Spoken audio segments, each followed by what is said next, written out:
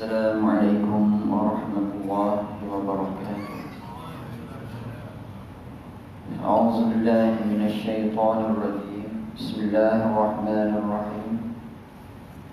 الحمد لله نحمده ونستغفره ونعوذ بالله من شرور أنفسنا ومن سيئات أعمالنا.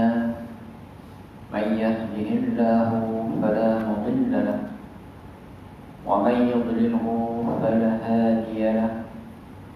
أشهد أن لا إله إلا الله وأشهد أن محمدا رسول الله.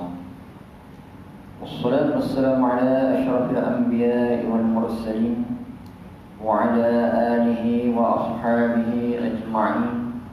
سبحانك لا علم لنا إلا ما علمتنا إنك أنت العليم الحكيم.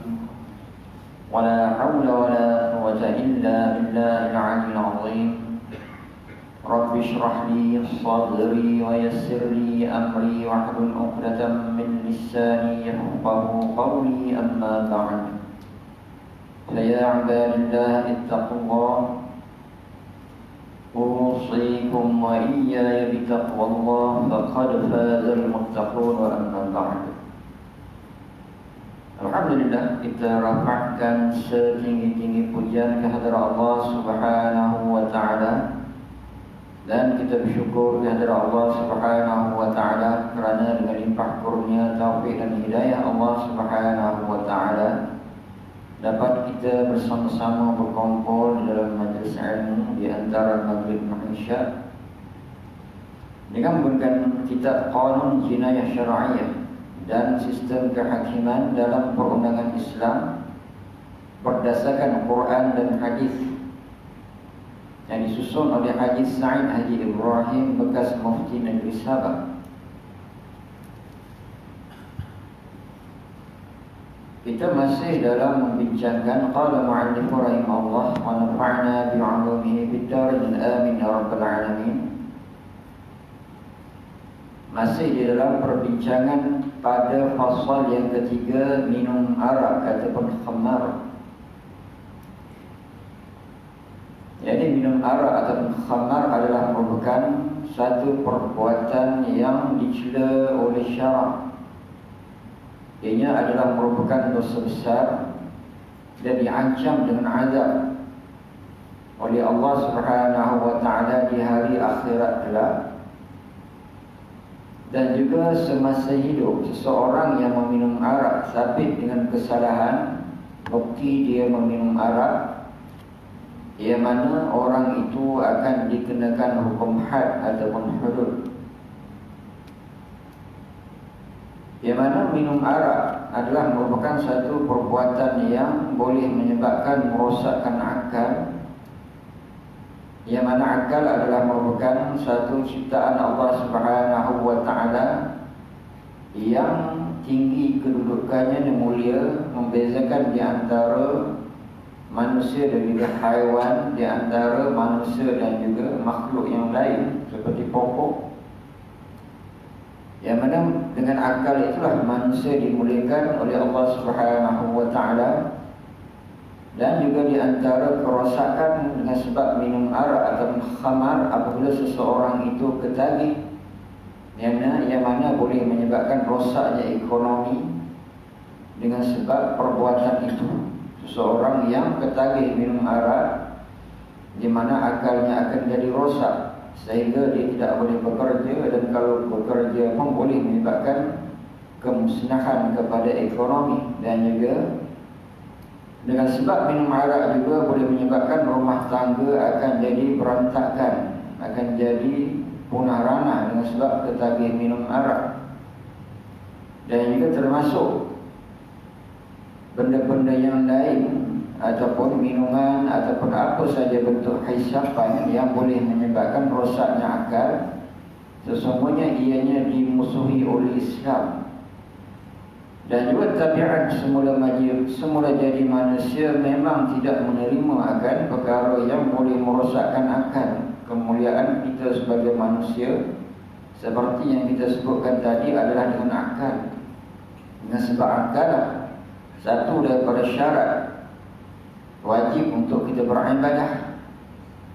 Orang yang berakal wajib untuk beribadah. Kalau orang tidak berakal, bermakna dia tidak mukallaf. Yang mana sambungannya kita jari pada muka surat 94. Bukti-bukti yang mensabitkan kesalahan minum arak. Yang ini sambungan pada tajuk bukti-bukti, qarinah, evidence, proof, yang mensabitkan kesalahan minum arak ataupun khamar. Bukti-bukti yang mensabitkan kesalahan seorang itu minum arak ataupun khamar yang boleh dikenakan hukuman had ke atasnya adalah sebagaimana berikut. Yani seseorang yang nak disabitkan dengan kesalahan minum arak dan apa saja kesalahan, dia mesti ada bukti. Dan apabila ada bukti, seseorang itu akan dikenakan hukuman, sama ada hukuman Islam ataupun hukum sivil kena bukti. Jadi bukti itu adalah perkara penting untuk seseorang itu akan disabitkan dengan kesalahan-kesalahan yang dituduh. Dan begitu juga dalam perkara minum arak ataupun khamar ini, seseorang itu mesti dibawa bukti ataupun mesti ada bukti, barulah boleh dikenakan hukum had. Had itu mufrad kepada hudud, hudud itu jamak.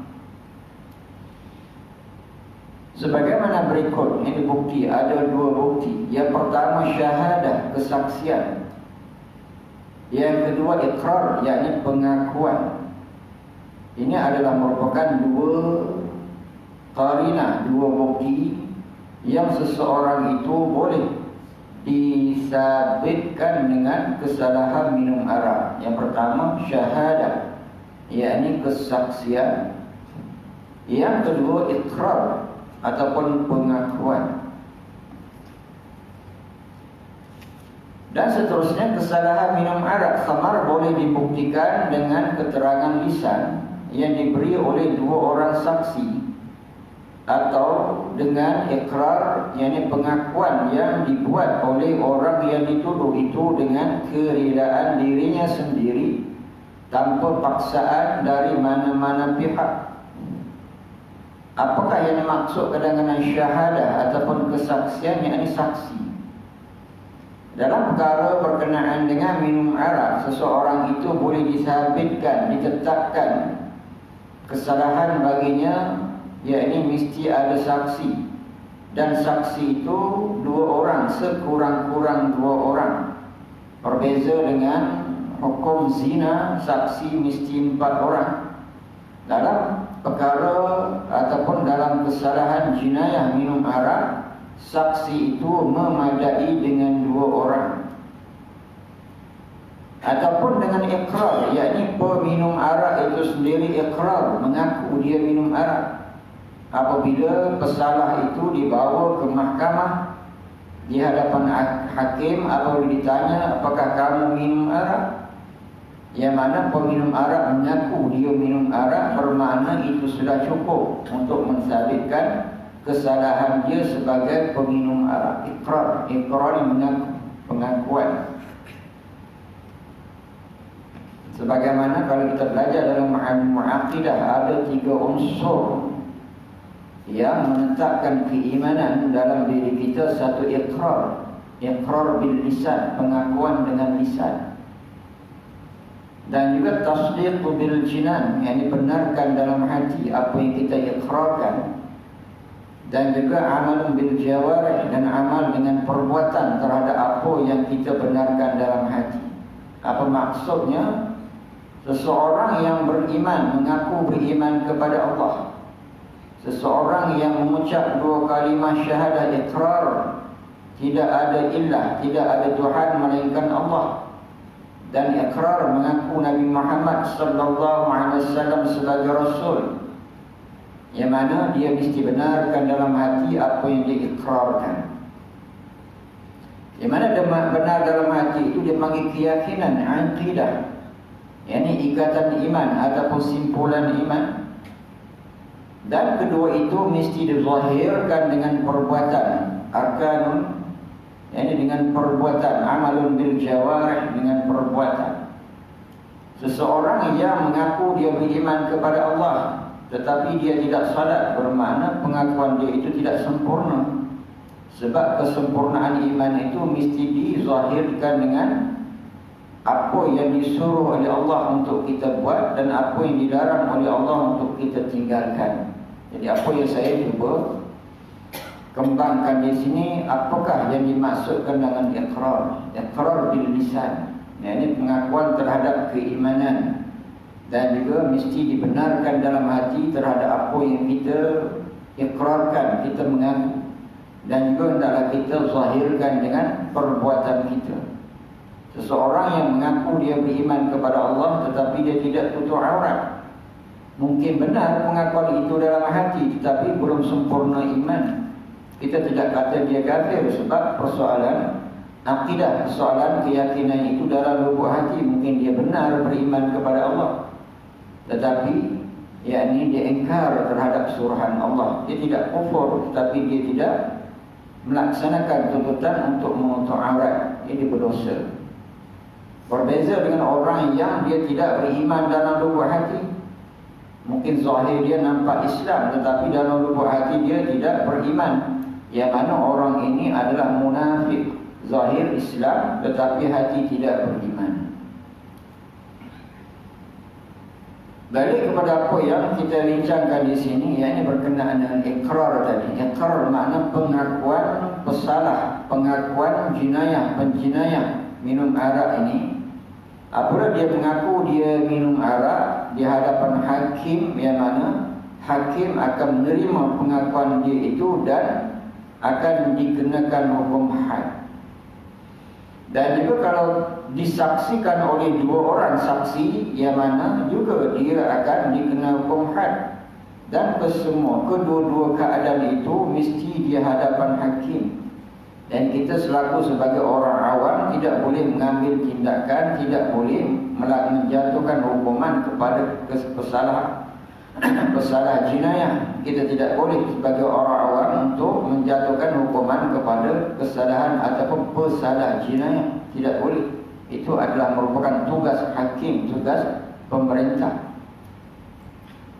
Tugas kita ni sebagai masyarakat hanya memadai sebagai saksi, cukup. Tak boleh lebih daripada itu untuk menghukum, memukul dan sebagainya. Memang tidak boleh. Itu adalah hak, yakni pemerintah yang diwakilkan kepada hakim, dan hakim mewakilkan kepada orang yang diberi tugas untuk menghukum.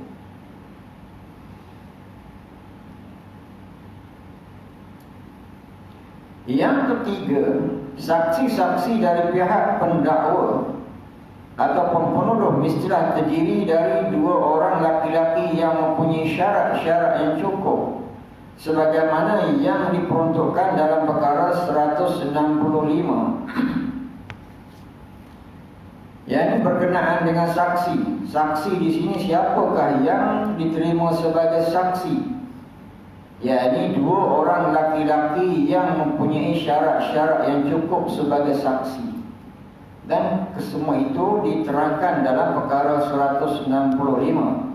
Jadi siapa yang ada kitab ni berujuk dalam perkara 165 yang bersabit dengan saksi. Sampai kepada muka surat itu tuan-tuan boleh rujuk. Keterangannya agak panjang. Jadi kita boleh ambil sedikit kesimpulan. Saksi itu orang yang memiliki panca indera yang sempurna. Dan saksi itu orang yang baligh. Itu di antara syarat-syarat sebagai saksi.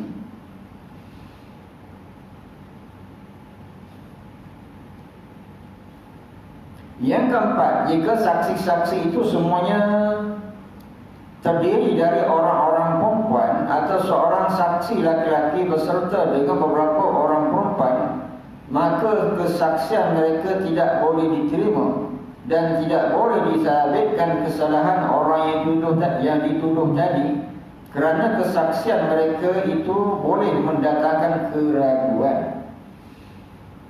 Dan dalam perkara yang keempat ini kita ulang, jika, menggunakan perkataan jika. jika saksi-saksi itu semuanya terdiri dari orang-orang perempuan.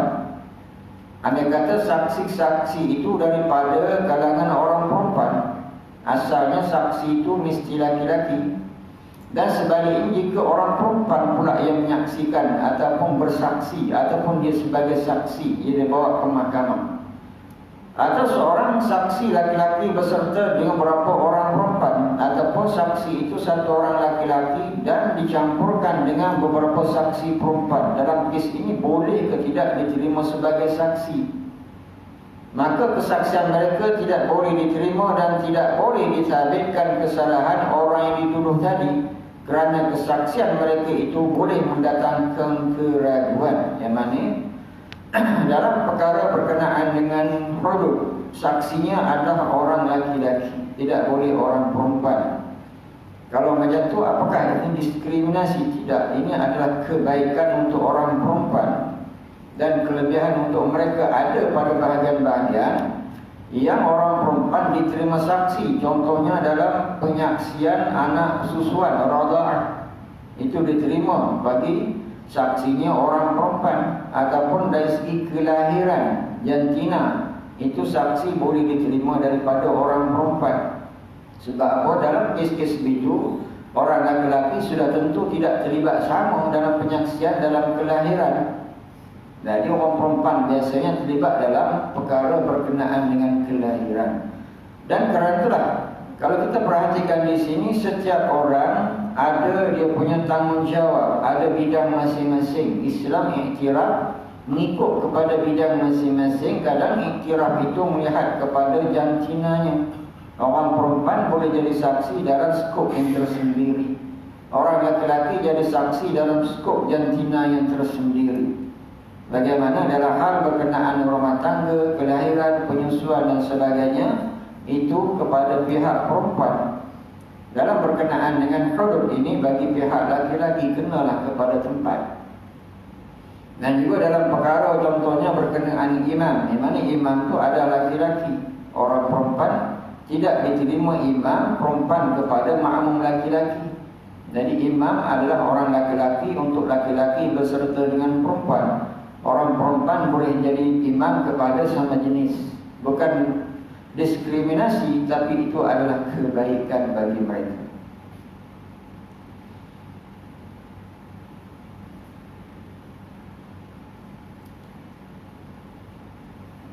Yang kelima, dalam penghakiman, saksi-saksi yang menjadi saksi dalam kes kesalahan minum arak khamar mestilah disoal siasat bersabit dengan kesalahan-kesalahan khamar, dan bagaimana orang yang dituduh itu meminumnya, sama ada dengan kemahuannya sendiri atau dipaksa.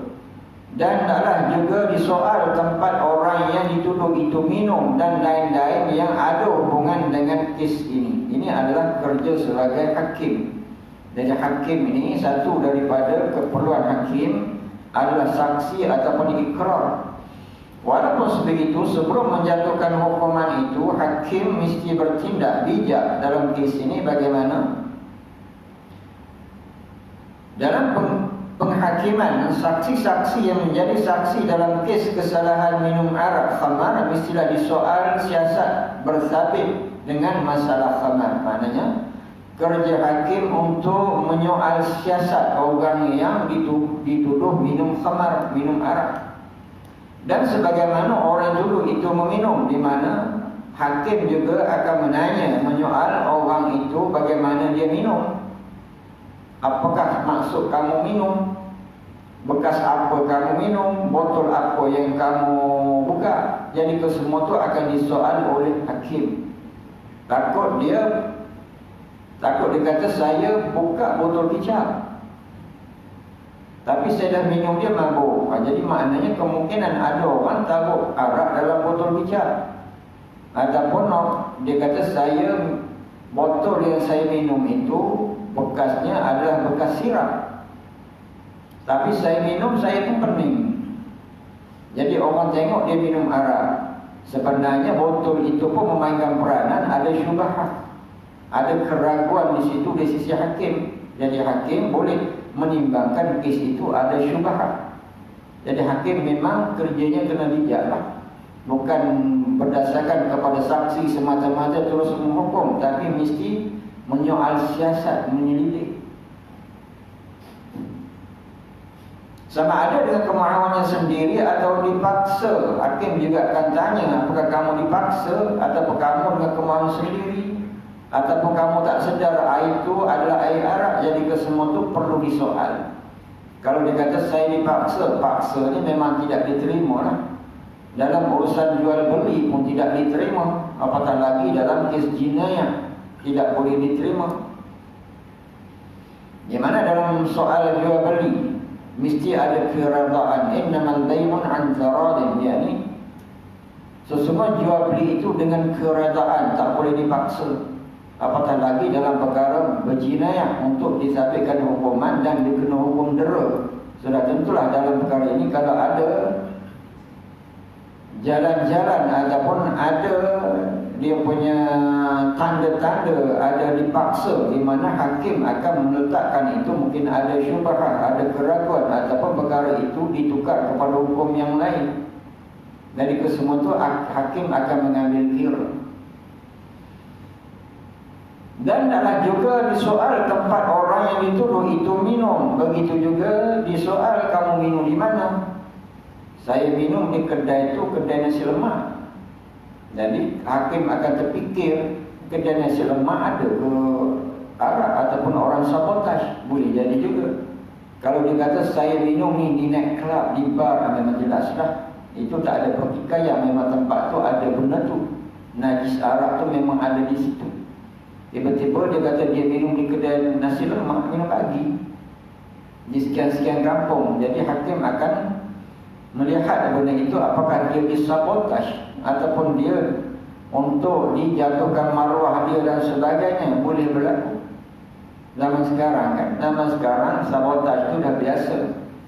Kadang sabotaj itu berserta dengan gambarannya sekali. Dan apabila sabotaj dilakukan itu dan gambar foto itu digaji oleh pakar-pakarnya berdasarkan latar belakang gambarnya, tempat itu sudah sabotaj. Jadi benda itu adalah boleh berlaku. Background tu adalah sesuatu yang dilihat oleh pakar. Jadi kesemua itu adalah di dalam bidang ahli dia.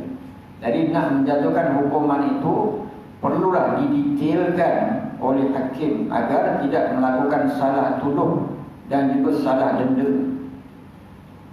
Berat kerja hakim memang berat. Jadi kena betul-betul adil. Di mana Islam kalau boleh dalam kes-kes sebegini agar tidak menjatuhkan hukuman, kalau boleh ada sedikit tanda-tanda syubhat, keraguan, hakim lebih baik memilih jalan untuk tidak menghukum, takut salah hukum.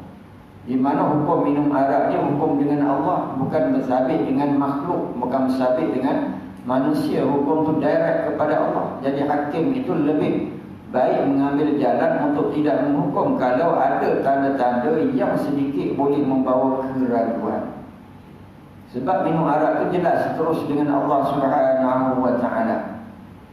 Berbeza dengan hukum berkenaan dengan mencuri. Mencuri itu ada kaitan dengan makhluk, dengan manusia. Walaupun begitu kalau ada syubhat dalam perkara mencuri juga, hakim juga mesti mengambil jalan untuk tidak menghukum. Dan lain-lainnya yang hubung kait dengan kes ini. Apa saja perkara-perkara yang perlu disoal. Tempat dia minum, bekasnya macam mana, duduknya bagaimana, tempat minum tu di mana, di kampung mana. Kesemua itu ada kaitan. Tiba-tiba minum di kampung, kampung semua kampung orang Islam Melayu. Jadi hakim itu terfikir macam mana pula kampung itu ada minum arak. Jadi kesemua itu perlu untuk dilihat. Yang keenam,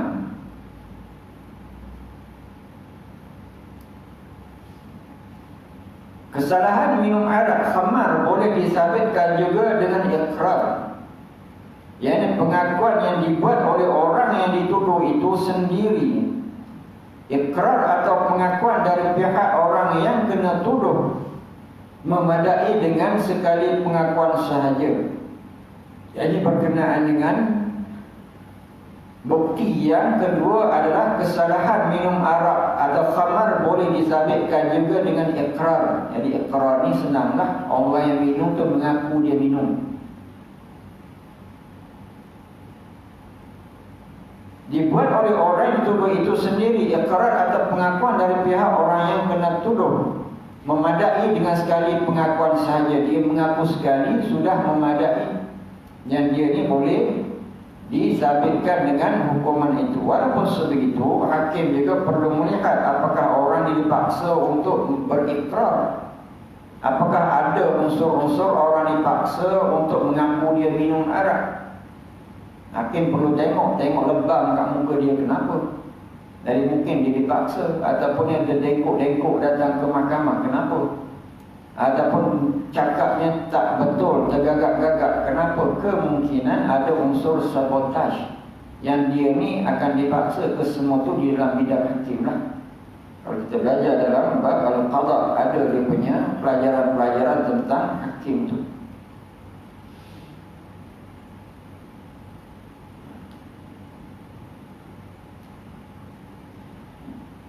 Nombor 64, ceraian 1. Jika pesalah yang telah, ini pada tajuk menarik balik pengakuan. Jadi dalam tajuk ini berkenaan dengan bagaimana jika orang yang disabitkan salah minum arak, dia menarik balik pengakuan. Jadi asalnya ada dua bukti yang boleh mensabitkan seseorang itu minum arak. Satu, syahadat, yakni kesaksian. Yang kedua, ikrar, pengakuan. Tapi dalam kes ini pula, andai kata orang yang mengaku itu dia menarik balik pengakuan dia. Jika pesalah yang telah membuat pengakuan menarik balik pengakuan itu, maka pihak hakim boleh menerima penarikan balik pengakuan yang dibuat oleh pesalah itu. Kerana kesalahan minum arak khamar samalah seperti kesalahan hudud yang lain yang menjadi hak Allah.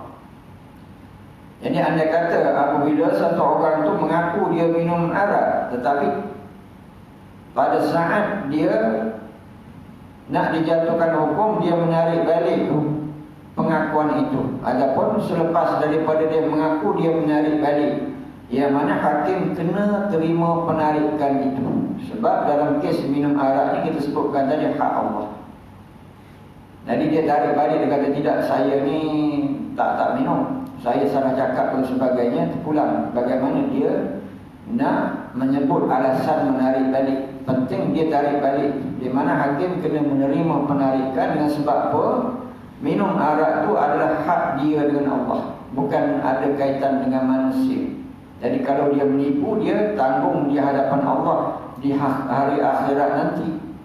Dan kalau orang tu dia takut kepada hari akhirat, sudah tentulah dia tidak akan tarik balik. Sebab apabila dia dikenakan hukum had di dunia dan dia bertaubat kepada Allah, sesungguhnya dosanya akan diampunkan oleh Allah. Bagaimana cerita orang yang pernah berzina di zaman Rasulullah sallallahu alaihi wasallam, yang dia mengaku berzina dan disabitkan dengan hukum rejam, di mana ada sahabat tidak mahu menyolatkan jenazah itu, sehingga Rasulullah marah. Orang itu diampunkan dosa oleh Allah Subhanahu wa taala. Yang pertama, dia jujur mengaku dia berzina dan dia ni diterima taubat oleh Allah, sehingga keampunan Allah itu luas. Dan keadaan orang yang berzina itu dalam keadaan bagaimana? Dia disucikan dosa oleh Allah. Maknanya sahabat yang tidak mau menyolati orang yang mati direjam itu ditegur oleh Rasulullah SAW. Ini orang tu dia sudah bertaubat dan dia mengakur terhadap balasan dia dengan sebab dia zina itu. Maknanya kes ini kembali kepada diri, itulah kejujuran seseorang itu. Di hari akhirat kelak, kalau dia membohongi, maknanya dia akan dijimpa dengan berbagai-bagai azab. Satu, dia membohongi sampai kepada tahap mahkamah. Yang kedua, dia tidak bertaubat, di mana dia akan menghadapi dosa yang besar. melainkan selepas itu dia bertaubat. Dan juga yang keduanya adalah perkara yang melibatkan hukum dengan Allah, berzina ataupun minum arak, seseorang itu dianjurkan untuk bertaubat. Lebih-lebih lagi zaman kita ni memang hukum ini tidak wujud. Kalau ada pun di mahkamah syariah itu ta'zir, hukum ta'zir. Dan dengan bertaubat itu mudah-mudahan Allah Subhanahu wa taala akan ampunkan dosa. Innallaha ghafurur rahim. Jadi anjuran itu untuk lebih dia bertaubat. Walaupun sebegitu, kenapa kita mempelajari perkara ini? Sebab apa? Kesemua ini ada di dalam syariat Rasulullah sallallahu alaihi wasallam. Dan ada kata hukum ini dijadikan ataupun diwujudkan di negara kita, memang inilah hukumnya. Jadi hukum tu memang ada, tapi kalau tidak ada, kenapa kita belajar untuk mengimani sesungguhnya hukum hudud ini memang wujud, ada. Dan bagi mereka yang melakukan kesalahan ini memang kena bertaubat kepada Allah. Minum arak itu adalah dosa besar. Walaupun hukum ini tidak ada, tapi bertaubat kepada Allah. Selagi kita belum meninggal, di mana taubat itu adalah jalan yang terbaik. Jangan kita kembali kepada Allah Subhanahu wa taala dalam keadaan kita tidak bertaubat, bergeloman dengan dosa. Lebih-lebih lagi bergeloman dengan dosa besar. Minum arak itu dosa besar, berjudi itu dosa besar, berzina itu dosa besar. Tiga dosa ini kadang dinamakan sebagai dosa serangkai. Orang yang biasa berjudi, dia tak malu nak minum arak. Orang minum arak memang dia tidak malu untuk terlibat dalam zina. Yang mana tiga ini boleh berlaku kepada seseorang. Na'udzubillah. Jadi bagaimana caranya bertaubat kepada Allah? Tubu ilallahi taubatan nasuha. Taubat itu kembali kepada Allah. Jangan kita nak tunggu ada hukum ini nak bertaubat. Tak tahu hukum ini boleh ada ke tidak. Allahumma a'lam bissawab. Cuma kita mengharapkan dia wujud sebab adalah hukum Allah. Kita mengimani hukum ini memang ada di dalam Al-Quran dan juga hadis sebagai dalil dan dibahaskan oleh ulama dalam kitab-kitab fiqh dan pernah dilaksanakan pada zaman-zaman dahulu. Memang ada. Dan hukum ini bagaimana di lubuk hati kita mengimani sesungguhnya hukum ini wujud, ada dalam syariat Nabi Muhammad sallallahu alaihi wasallam. Cuma kalau tak ada sekarang, tak apa, kita dah belajar. Dan kalau seorang itu pernah terlibat dalam kes ataupun jenayah minum arak ini, kita panggil jenayah. Sebab hudud ni, siapa yang terlibat dalam hudud ini panggil jenayah, penjenayah. Dia naklah bertaubat kepada Allah Subhanahu wa taala. Sangat berat, sangat berat. Dan kita fikir pasal berkenaan dengan dosa itu amat berat. Jangan kita kembali kepada Allah, balik kepada Allah dengan bawa dosa, walaupun dosa kecil. Bertaubat kepada Allah. Jadi keampunan Allah Subhanahu wa taala itu ada 5 bentuk. Yang pertama masa kita hidup, 2 masa kita hidup. Yang ini bagaimana? Yang ini kita bertaubat. Taubat itu adalah merupakan jalan untuk mendapat keampunan daripada Allah. Istighfar serta menyesali terhadap dosa yang kita buat. Dan juga kita berazam tak nak buat lagi dan kita menyesal. Itu adalah rukun taubat.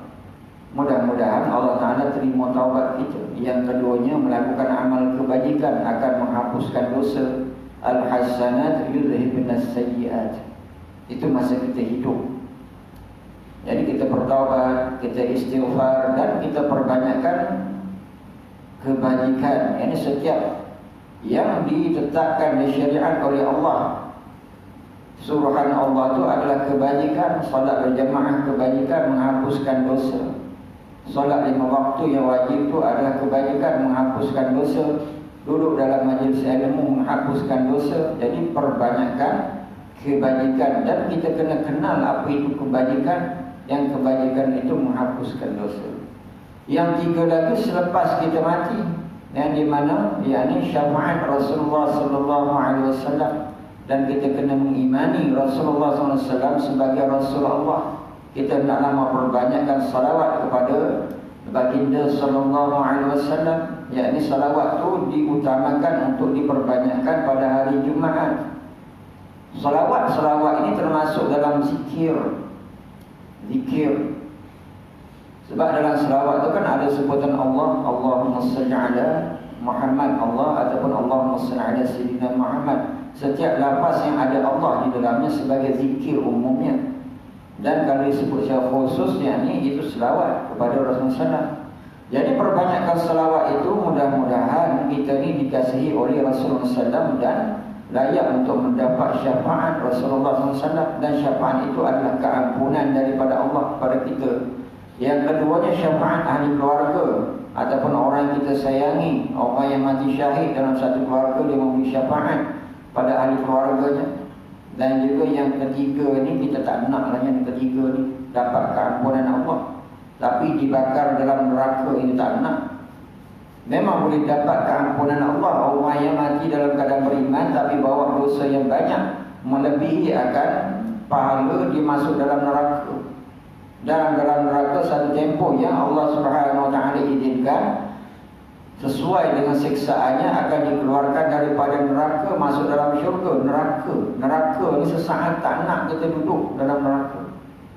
Walaupun dapat keampunan dengan cara itu sebab kita masih beriman, tapi dengan sebab dosa itu lebih daripada pahala, di mana masuk dalam neraka. Tak nak yang tu. Jadi bagaimana? Ambil dua tu lah. Yang dua tu, yang ini minta ampun kepada Allah masa hidup, dan juga banyakkan amal kebajikan dan perbanyakkan salawat untuk mendapat syafaat, insya-Allah. Azan.